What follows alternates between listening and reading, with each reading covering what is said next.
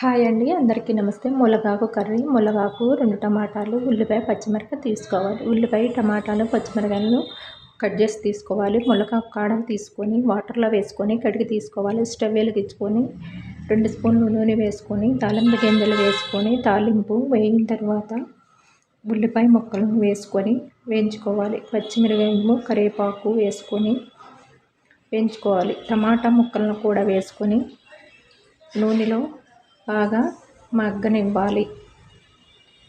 కడిగి పెట్టుకున్న ములగాకును కూడా వేసుకొని నూనెలో మగ్గిన తర్వాత చిన్న స్పూన్ పసుపు, 1 స్పూన్ సాల్టు, 2 స్పూన్లు కారం వేసుకొని కలుపుకోవాలి. కొద్దిగా చింతపండు వేసుకొని వాటర్ పోసుకొని ఉడికించుకోవాలి.